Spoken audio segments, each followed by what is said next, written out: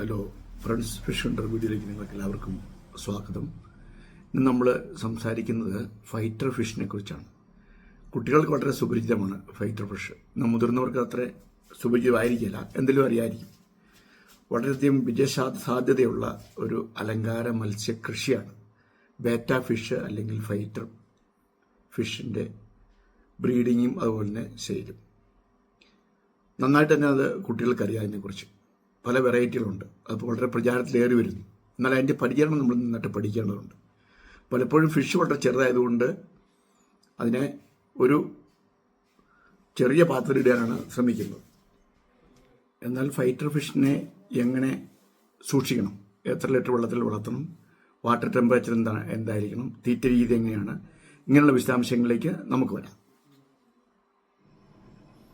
അപ്പോൾ നമ്മൾ ഈ മത്സ്യത്തെ അനേക ആളുകൾ വളർത്തുന്നുണ്ട്. കുട്ടികളൊക്കെ ഒത്തിരി പേര് ഇതിനെ ബ്രീഡ് ചെയ്യിക്കുന്നുണ്ട്. അപ്പോൾ ഇതിനെക്കുറിച്ച് പഠിക്കേണ്ടതുണ്ട്. ഇപ്പോൾ പല ആളുകളും വാങ്ങിക്കൊണ്ട് പോകും, ഒരാഴ്ചയ്ക്ക് മുമ്പ് ചത്തുപോകും. ഒരു സംഗതി ഇതുപോലെ ചെറിയ പാത്രങ്ങളിലിട്ട് പോകും, വേണ്ടത്ര വലിപ്പം അതിനുണ്ടായിരിക്കില്ല. അപ്പോൾ അങ്ങനെ വരുമ്പോഴും മത്സ്യം പെട്ടെന്ന് ചത്തുപോകും. മാത്രമല്ല, ഇതിന് ശരിയായ വിധത്തിൽ ഇതിനെ വളർത്തണമെങ്കിൽ, നമുക്ക് ദീർഘകാലം അതിനെ സൂക്ഷിക്കണമെങ്കിൽ നമുക്ക് വേണ്ടത് എങ്ങനെ പോയാലും ഒരു 20 ലിറ്റർ വെള്ളമെങ്കിലും ഇതിന് ആവശ്യമാണ് ഒരു മത്സ്യത്തിന്. ഇതിനെ ഒന്നിലധികം മത്സ്യത്തെ എടുത്തില്ല. ഇതെല്ലാം മെയിലാണ്. ഇതിനെ ഒരെണ്ണത്തിന് മാത്രമേ എടുത്തുള്ളൂ, അല്ലെങ്കിൽ അങ്ങോട്ടും ഇങ്ങോട്ടും ഫൈറ്റ് ചെയ്ത് ഒരെണ്ണം ചത്തുപോകും. അതുകൊണ്ടാണ് ഫൈറ്റ് എന്നുള്ള പേര് വരാൻ തന്നെ കാരണം അതുകൊണ്ടാണ്. വെള്ളത്തിന്റെ ഒരു ടെമ്പറേച്ചർ നമ്മൾ ഇതിനെക്കുറിച്ച് പരിശോധിക്കുമ്പോൾ 24 ഡിഗ്രി മുതൽ 28 ഡിഗ്രി വരെ ഉള്ള ഒരു ടെമ്പറേച്ചർ, അന്തരീക്ഷ ഊഷ്മാവാണ് ഇതിന് ഏറ്റവും ഉചിതമായിരിക്കുന്നത്. പിന്നെ pH ലെവൽ 6.5 മുതൽ 7.5 വരെ ആകാം, കുഴപ്പമില്ല. അത് സാധാരണ മത്സ്യങ്ങൾക്കും അങ്ങനെ തന്നെയാണ്, ആപത്ത് തന്നെയാണ്. പിന്നെ നമ്മൾ ഇതിനെ വെച്ചിട്ടുണ്ടെങ്കിൽ ഇതിനെ സൂക്ഷിക്കുമ്പോൾ ലൈവ് പ്ലാന്റുകളിനകത്ത് വെച്ച് കൊടുക്കുന്നത് നല്ലതാണ്. ലൈവ് പ്ലാന്റ് വെച്ച് കൊടുക്കുന്നതിന് ഗുണമുണ്ട്. എന്ന് വെച്ചിട്ടുണ്ടെങ്കിൽ ലൈവ് പ്ലാന്റ് ഉള്ളപ്പോൾ ഒന്ന്, അമോണിയ കണ്ടന്റ് കുറയ്ക്കും. 2, ഈ മത്സ്യങ്ങൾക്ക് സ്ട്രെസ് ഉണ്ടാവും പെട്ടെന്ന്. അപ്പോൾ അതിനൊരു ഹൈഡിങ് പ്ലേസ് ഉണ്ടെങ്കിൽ നല്ലതാണ്. അപ്പോൾ നമ്മൾക്ക് ലൈവ് പ്ലാന്റ് വെക്കാം, അതല്ലെങ്കിൽ തടിക്കഷ്ണങ്ങൾ എന്തെങ്കിലുമൊക്കെ എടുത്ത് വെക്കാം, അതല്ലെങ്കിൽ കല്ല് ഒക്കെ എടുത്ത് വെച്ച് ഇതിന് ഹൈഡിങ് പ്ലേസ് എങ്ങനെയാണ് നമ്മൾ ഉണ്ടാക്കി കൊടുക്കുന്നത് തീർച്ചയായിട്ടും സഹായപ്രദമായിരിക്കും.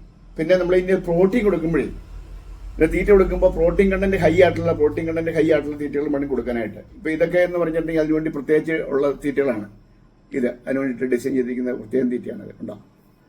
അപ്പോൾ ഇത് നമുക്ക് ഇട്ട് കൊടുക്കാം. ഒരു ദിവസം 2 നേരമൊക്കെ നമുക്ക് തീറ്റ കൊടുക്കാം. നല്ല ഓവർ ഫീഡിങ് വേണ്ട. ഓവർ ഫീഡിങ് ആകുമ്പോൾ അത് വേറെ പ്രശ്നങ്ങളിലേക്ക് നയിക്കും.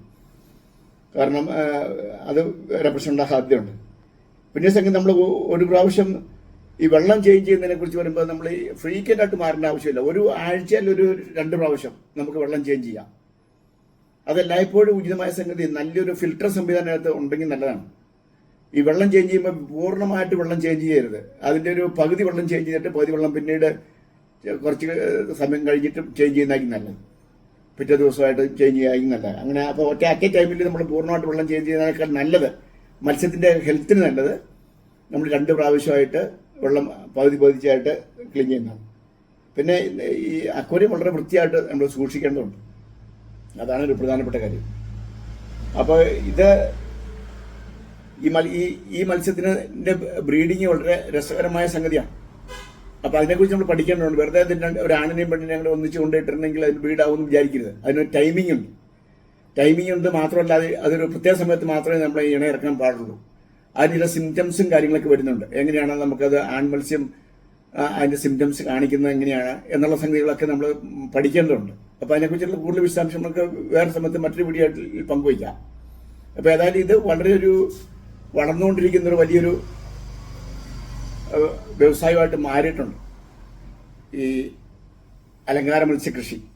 കാരണം വളർത്തു മത്സ്യങ്ങളെന്ന് പലപ്പോഴും നമുക്ക് അത് പ്രയാസമാണ് വിറ്റഴിക്കാനായിട്ട്. എന്നാൽ അലങ്കാര മത്സ്യങ്ങൾ ഒത്തിരി ആളുകൾ ഇഷ്ടപ്പെടുന്നുണ്ട്. അത് തങ്ങളുടെ വീടുകളിൽ ഭംഗിക്ക് വേണ്ടി സൂക്ഷിക്കാനായിട്ട്. ഇതൊക്കെ നമുക്ക് ഒരിക്കലും വെളിയിൽ സൂക്ഷിക്കേണ്ടതില്ല. നമ്മുടെ വീടിനകത്ത് തന്നെ സൂക്ഷിക്കാവുന്നതേ ഉള്ളൂ. ഡൈനിങ് ടേബിളിലോ അങ്ങനെയുള്ള സ്ഥലങ്ങളിലോ അതുപോലെ സുരക്ഷിതമായ സ്ഥലങ്ങളിൽ സൂക്ഷിക്കാം. വളരെ ഭംഗിയുണ്ട് ഇതിൻ്റെ ചലനങ്ങളൊക്കെ നമുക്ക് കാണാനൊക്കെ ആയിട്ട്. അപ്പോൾ ഏതായാലും ഇതിനെക്കുറിച്ചുള്ള കൂടുതൽ ഡീറ്റെയിൽസ് നമുക്ക് മറ്റൊരു വീഡിയോയിൽ പങ്കുവയ്ക്കാം. ഇന്നത്തെ ഈ വീഡിയോ നിങ്ങൾക്ക് ഉപകാരപ്രദമായിട്ടുള്ള ഒട്ടനവധി വിവരങ്ങൾ പ്രദാനം ചെയ്തെന്ന് വിചാരിക്കുന്നു. അപ്പോൾ ഈ ചാനൽ ഇതിലൂടെ നിങ്ങൾ സബ്സ്ക്രൈബ് ചെയ്തില്ലെങ്കിൽ സബ്സ്ക്രൈബ് ചെയ്യുക. നിങ്ങളുടെ വലിയ കമൻറ്റുകൾ രേഖപ്പെടുത്തുക. മറ്റൊരു വീഡിയോയിൽ നമുക്ക് കൂടുതൽ വിഷയങ്ങളായിട്ട് കാണാം. അതുവരെ ഗുഡ് ബൈ.